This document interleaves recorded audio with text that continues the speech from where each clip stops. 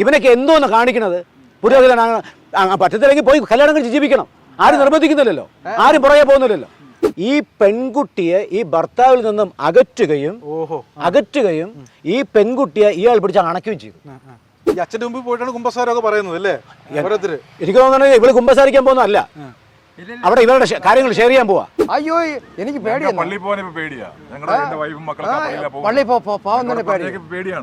James ഈ പള്ളി നടക്കണ അസമന്തത്തിന് എന്തിനാണ് അസമന്തത്? ഇത് ഈ അച്ഛൻ ആ 2 പിള്ളേരെ പിടിച്ച് അകത്താക്കിയില്ലേ പാവങ്ങളാ. ഒന്ന് ആലോചിച്ച് നോക്കിക്കേ. പോട്ടെ, ഈ അച്ഛൻ തെമ്മാടത്തിനല്ലേ കാണിക്കുന്നത്? ഇയാൾ ഈ 9 വർഷമായിട്ട് ഇവിടെ വന്നത്, കഴിഞ്ഞ അല്ല ജെയിംസ് തന്നെ ഞാൻ പറയാണ്, കഴിഞ്ഞ 27 വർഷമായിട്ട് ഞാൻ ഇവിടെ കീബോർഡ് വായിക്കുകയാണ്. ഇയാൾ ഈ 9 വർഷമായിട്ട് ഇവിടെ വന്നിട്ട് ഇയാൾ എന്നെ കല്ലറായി മണ്ണിട്ടുമെന്ന് പറഞ്ഞു. ഞാൻ വിടുപോയവരാ? എനിക്ക് മണ്ണിടാൻ പറ്റുമോ? ഇത് 9 വർഷമായിട്ട് ഇവിടെ വന്നിട്ട് പല സ്ത്രീകളുമായിട്ട് ഇദ്ദേഹത്തിന് ബന്ധമുണ്ടെന്നുള്ളതാണ് ഇപ്പോൾ പുറത്ത് വരുന്ന ഓരോ ആൾക്കാരും പറയുന്നത്. ഓരോ ആൾക്കാർ നമ്മൾ അന്വേഷിച്ച് വരുമ്പോഴത്തേക്കും ഇങ്ങനെയാണ് ഇദ്ദേഹം ഇങ്ങനെ ഇത്രയും ഞങ്ങളെയൊക്കെ മുൾമുനയിൽ നിർത്തിയാണ് ഓരോ കാര്യങ്ങളും ചെയ്തുകൊണ്ടിരിക്കുന്നത്. ചേട്ടന്മാരെ ഇവിടെ എന്ത് പരിപാടി ഇത്രയും പേര് കൂടിയിരിക്കുന്നേ? ഒന്നും പറയേണ്ട സഹോദര, ഇവിടെ കല്ലുവെട്ടാൻകുടിയിൽ ക്രൈസ്റ്റ് കോളേജ് സ്ഥാപനമുണ്ട്. അവിടെ ഒരു മാന്യനായ ഒരു അച്ഛനുണ്ട്, പുരോഹിതൻ. അദ്ദേഹം 9 വർഷമായി ഇവിടെ വന്നിട്ട് അദ്ദേഹത്തിൻ്റെ അടുത്ത് കഴിഞ്ഞ 3 ഞങ്ങളുടെ അവിടെ ഒരു സുനിൽ എന്ന് പറയുന്ന ഒരു സഹോദരനുണ്ട്. ശരി, എൻ്റെ കൂടെ പഠിച്ചതാണ്. അപ്പോൾ ഞങ്ങൾ ഞങ്ങൾ ഒരുമിച്ച് കളിച്ച് വളർന്നവരാണ്. പക്ഷേ ഈ 3 വർഷത്തിന് അവൻ്റെ ഭാര്യയുടെ പേര് പ്രീതി എന്നാണ്. അവരൊരു അടുത്തുള്ളൊരു സ്കൂളിലെ ടീച്ചറും കൂടെയാണ് ആയിരുന്നു. അപ്പോൾ 3 വർഷം മുമ്പ് ഈ സുനിലിന് ഇച്ചിരി സാമ്പത്തികമായിട്ടുള്ള ഒരു വിഷയം വന്നു. അപ്പോൾ ഫാമിലി വിഷയം. അപ്പോൾ സാധാരണ ഞങ്ങളുടെയൊക്കെ ക്രിസ്ത്യാനികൾ നമ്മൾ ചെയ്യുന്നത്, വീട്ടിൽ എന്തെങ്കിലുമൊക്കെ വിഷയം വരുമ്പോൾ ഞങ്ങൾ ഇടവകയുടെ അച്ഛന്മാരടുത്ത് പറയും. അച്ഛന്മാരടുത്ത് പറഞ്ഞിട്ട് അച്ഛന്മാരെന്ത് ചെയ്യും, അതിൽ ഇടപെട്ട് വളരെ നല്ല രീതിയിൽ എന്ത് ചെയ്യും, അഡ്വൈസ് തരും. പക്ഷെ ഇവിടെ സംഭവിച്ചത് ഒരിക്കലും നമുക്ക് ഒരു ഉൾക്കൊള്ളാൻ പറ്റാത്ത, ഈ പെൺകുട്ടിയെ ഈ ഭർത്താവിൽ നിന്നും അകറ്റുകയും ഈ പെൺകുട്ടിയെ ഇയാൾ പിടിച്ച് അണയ്ക്കുകയും ചെയ്തു.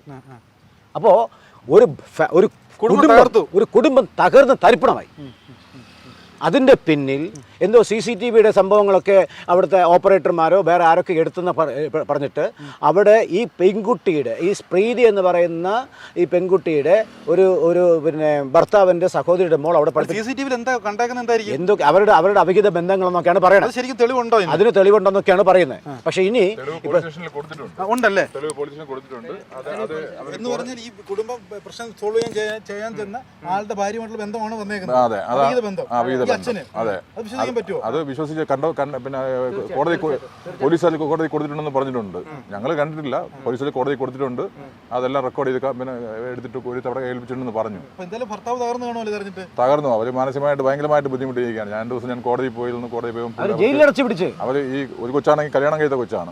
ആ കൊച്ചിനെയാണ് പിടിച്ച് അവിടെ ഇരുത്തിയേക്കുന്നത്. അത് ആ കൊച്ചാണ് ഇത് വീഡിയോ എടുത്ത് പ്രചരിപ്പിച്ചെന്ന് പറഞ്ഞിട്ടാണ് ആ കൊച്ചിന്റെ പേര് കേസാക്കിയത്. ആ കൊച്ചു വന്നിട്ട് ഈ സുനിലിന്റെ ചേച്ചിയുടെ മോളാണ്, അനിയത്തിയുടെ മോള്. ക്രൈസ്റ്റ് കോളേജിൽ പഠിപ്പിക്കുന്ന കുട്ടിയാണ്, കോളേജിൽ ലെക്ചറർ. ഈ വീഡിയോ പ്രചരിപ്പിച്ചെന്ന് പറഞ്ഞു. അതായത് ഈ വീഡിയോ അവിടുത്തെ CCTVയിൽ വളരെ സ്പഷ്ടമായിട്ട് അവിടുത്തെ സ്റ്റാഫുകൾ തന്നെ ഭയങ്കര ആഘോഷമായിരുന്നു. അന്വേഷണത്തിൽ ഞങ്ങൾക്ക് മനസ്സിലായത് അവിഹിത ബന്ധം. അപ്പോൾ അവിടുത്തെ സ്റ്റാഫുകൾ തന്നെയാണ് ഇത് കണ്ടെന്ന് പറയുന്നത്. ഇപ്പോൾ മനസ്സിലാക്കാൻ പറ്റിയത്, ഈ കൊച്ചിനെയും ഈ പുരോഹിതൻ പ്രലോഭിപ്പിച്ചിരുന്നു. മനസ്സിലായോ? കാരണം ഈ 3 മാസം മുമ്പ് ഈ കുട്ടി പള്ളി വരുന്നില്ല.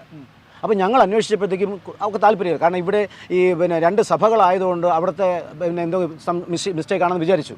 പക്ഷെ കുഞ്ഞിപ്പോൾ പറയണത്, അങ്കിളെ എനിക്ക് മനസ്സ് മടുത്തിട്ടാണ് ഈ പുരോഹിതനെതിരെ ഒരു പ്രശ്നം ഉണ്ടാവേണ്ടതെന്ന് വെച്ചാൽ മനസ്സ് മടുത്തിട്ടാണ് ഞാൻ പള്ളിയിൽ പോകാത്തത്. അതിന് പുറമെ ഈ കൊച്ചിനെ നിരന്തരമായിട്ട് ഈ പുരോഹിതൻ ഇതിനു വേണ്ടി ശ്രമിച്ചപ്പോൾ അതായത് കൊച്ചിനെ നശിപ്പിക്കാൻ വേണ്ടി ശ്രമിച്ചപ്പോൾ ഈ കൊച്ചെന്ത് ചെയ്തു, അവിടുത്തെ റെസിഗ്നേഷൻ ലെറ്ററും കൊടുത്തു. ഈ 31 വരെ ഞാൻ വർക്ക് ചെയ്യുന്നുള്ളൂ എന്ന് പറഞ്ഞ റെസിഗ്നേഷൻ ലെറ്ററും കൊടുത്തു. ഇതൊക്കെയാണ് ഇവിടെ നടക്കണേ. ഈ അച്ഛൻ ഇതിന്റെ ആളല്ലേ, ലൈംഗികമായിട്ടുള്ള വൈകൃതമുള്ള ആളാണോ എന്ന് പറഞ്ഞാൽ ഈ പുള്ളിക്കാരൻ കഴിഞ്ഞ ഈ 9 വർഷമായിട്ട് എപ്പോഴും നമ്മളെ ഹരാസ് ചെയ്തുകൊണ്ടിരിക്കുകയാണ്. ഏത് കാര്യം പറഞ്ഞാലും ശരി തന്നെ ഇയാള് മോനെ എന്ന് വിളിച്ചിട്ട് വേറെ നമുക്ക് പണി തരികയാണ് ചെയ്യണം. ശരിക്കും പറഞ്ഞാൽ എൻ്റെ വീട്ടിൽ വന്നിട്ടും ഇയാൾ എന്നെ മണ്ണിടുമെന്ന് പറഞ്ഞു. ഇത്രയും CMS സഭ അതെല്ലാം ഞാൻ മുകളിലുള്ള പ്രൊവിൻഷ്യൽസിനെ എല്ലാം അറിയിച്ചിട്ടുണ്ട്. ഈ പ്രൊവിൻഷ്യകളൊന്നും ഇതൊന്നും മോലടിക്കില്ല. അപ്പൊ അവരുൾപ്പെടെ ഇതിന് കൂട്ടുന്നല്ല അർത്ഥം. ഇത് ശരിക്കും പറഞ്ഞാൽ ഞാൻ പറയട്ടെ, ഇവിടെ ഇതിനകത്ത് ഒരു സെറ്റിംഗ് ചെയ്തിരിക്കുന്നത് ഈ കോളേജിന്റെ 2ാം നിലയും 3ാം നിലയിലാണ് ഈ മാനേജറുടെ റൂം. ആ മാനേജറുടെ തോമസ് ചേപ്പില. അച്ഛനോ ഇനി അച്ഛനൊന്നും ആ വാക്ക് ഉപയോഗിക്കാൻ പറ്റില്ല സാർ. അത്രമാത്രം വെറുത്തു പോയി. അങ്ങനെയാണ് അയാളുടെ പ്രവർത്തനം. പക്ഷേ CMI സഭയ്ക്ക് മാത്രം എന്തൊക്കെയോ വലിയ കൊമ്പുണ്ടെന്ന് അവരുടെ ധാരണ. കാരണം ഇപ്പൊ ഈ വൈദികനെ ഇവരൊക്കെ സംരക്ഷിച്ച് നിർത്തിക്കൊണ്ടാണ് കാണാമറയത്തുനിന്നുള്ള ഈ വൈദികനെ ഓപ്പറേറ്റ് ചെയ്യുന്നത്. എന്തിനാ ഇതിന്റെ ആവശ്യം? ഒരു കുടുംബം തകർത്തു, അടുത്തൊരു അവിവാഹിതയായ പെൺകുട്ടി. അതിന് മാത്രമല്ല, ഇവർക്കെല്ലാ സൗകര്യത്തിന് വേണ്ടിയാണ് മാനേജറുടെ റൂമിനോട് ചേർന്നാണ് ബെഡ്റൂം. ഇതിപ്പോ ആരെയൊക്കെ പുള്ളി അറസ്റ്റ് അകത്താക്കിയേക്കുന്ന ആരെയൊക്കെയാ? ഈ സുനിൽ എന്ന് പറയുന്ന പ്രീതിയുടെ ഭർത്താവിനെയും ഈ അതേ കോളേജിൽ ലെക്ചറായിട്ട് വർക്ക് ചെയ്തിരുന്ന സുബീന, അതായത് പിന്നെ ഏഞ്ചൽ സുബീന എന്നാണ് അവളുടെ സർട്ടിഫിക്കറ്റ് നെയിം. പക്ഷേ നമ്മൾ വിളിക്കുന്ന വീണ, അടുത്ത റിലേറ്റീവ് സുനിലിന്റെ അനിയത്തിയുടെ മോള്.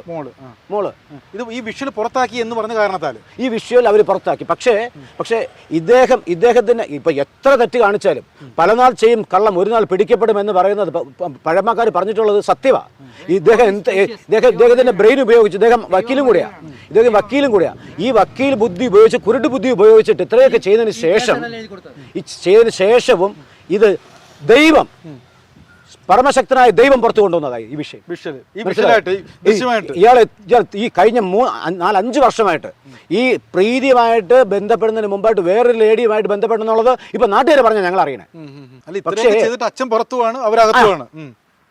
1000 അപരാധികൾ രക്ഷപ്പെട്ടാലും ഒരു നിരപരാധി ശിക്ഷിക്കപ്പെടരുത് എന്ന നിയമം പഠിപ്പിക്കുന്ന ആ നിയമം പഠിച്ച ആ വക്കീലാണ് ഈ ചേപ്പിൽ എന്ന് പറയുന്നത്, തോമസ് ചേപ്പിൽ എന്ന് പറയുന്നത്. എങ്ങനെ ക്ഷമിക്കാൻ പറ്റുന്നത്? ഈ അച്ഛൻ്റെ മുമ്പിൽ പോയിട്ടാണ് കുമ്പസാരമൊക്കെ പറയുന്നത് അല്ലേ? എനിക്ക് തോന്നുന്നത് ഇവള് കുമ്പസാരിക്കാൻ പോകുന്നതല്ല, അവിടെ ഇവരുടെ കാര്യങ്ങൾ ഷെയർ ചെയ്യാൻ പോവാ. ഇയാള് ഈ കുമ്പസാരം നടത്തിയിട്ട് അടുത്ത കുമ്പസാരിക്കുന്ന പെണ്ണുങ്ങളെ ഇയാളെ ട്രാപ്പിലാക്കുന്നുണ്ടാണ് ഞാൻ ഇപ്പൊ മനസ്സിലാക്കുന്നത്. പേടിയില്ല എനിക്ക് അല്ലല്ല എന്റെ പൊന്ന് സുഹൃത്തെ, ഞാൻ ചെത്തി അലയ്ക്കെന്ന് പറഞ്ഞാല് എനിക്ക് വേറെ ഒരുപാട്, ഞാൻ ജോലി ചെയ്ത സ്ഥാപനത്തിലും യവനെ അടുപ്പിക്കില്ലെന്ന് എനിക്ക് എൻ്റെ കണ്ട അന്ന് പോലെ മനസ്സിലാക്കിയിട്ടുണ്ട്. യവൻ കള്ളനാണ്. പെണ്ണുങ്ങളെ വീട്ടിൽ കേട്ടത്തില്ലേ? അയ്യോ എനിക്ക് പേടിയാണ്. പള്ളി പോവാൻ തന്നെ പേടിയാണ്.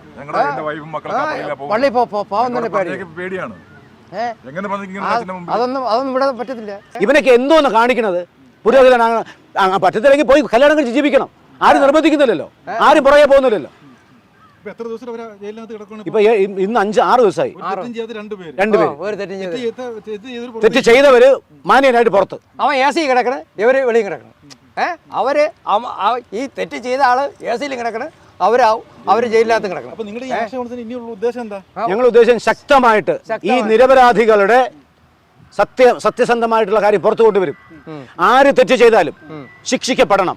ഇനി നമുക്ക് അങ്ങനത്തെ ഒരു എൻക്വയറി നടത്താതെ, ഒരു പിഴർ നോട്ടീസ് കൊടുക്കാതെ വിളിച്ചു വരുത്തി അറസ്റ്റ് ചെയ്ത് പോലീസുകാർക്ക് തോന്നിയ ദിവസം എഴുതി വെച്ചിട്ട് ഇവരെ കൊണ്ട് ഒപ്പിടിച്ചു.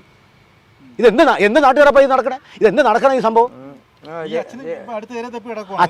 അച്ഛനിപ്പോ അച്ഛന്മാരുടെ മറ്റവരുടെ മുകളിലുള്ള സഭക്കാരെല്ലാം സംരക്ഷിച്ച് വെച്ചിരിക്കുക. ഇയാളാണ് ശരിക്കും എനിക്ക് തോന്നുന്നത് CMIയുടെ ഉസ്താദ് ഇയാളാണെന്ന് തോന്നുന്നു. കാരണം ക്രിമിനൽ, പക്ക criminal. I think so sir. തീർച്ചയായിട്ടും സർ. പണം ഉണ്ടെന്ന് വിചാരിച്ച് ഇങ്ങനെ ഇത്രയും നിരപരാധികൾ അപരാധികളാക്കുന്ന ഒരു വക്കീൽ, പ്രത്യേകിച്ച് ഒരു പുരോഹിതൻ, അച്ഛനായ വക്കീൽ, ഇവരൊക്കെ ചെയ്താൽ അത് എങ്ങനെ ഉൾക്കൊള്ളാൻ പറ്റുക? ഒരു സാധാരണ ലേമാനാണെങ്കിൽ, ഒരു സാധാരണ മനുഷ്യനാണെങ്കിലും ഒക്കെ അവന് ആ വിശ്വാസത്തിന്റെ സംഭവം അറിയത്തില്ലെന്ന് പറയാം, മനസാക്ഷിയുടെ സംഭവം ഇല്ലെന്ന് പറയാം. ഈ മനസാക്ഷിയെക്കുറിച്ച് പറഞ്ഞ് പഠിപ്പിക്കുന്നതും ദൈവസ്നേഹം പറഞ്ഞ് പഠിപ്പിക്കുന്നതും എന്ത് അഭിനയമല്ലേ കാണിക്കണേ? അല്ലേ? നമ്മുടെയൊക്കെ മുമ്പിൽ ഇവർ അഭിനയിക്കുകയല്ലേ ചെയ്യുന്നത്?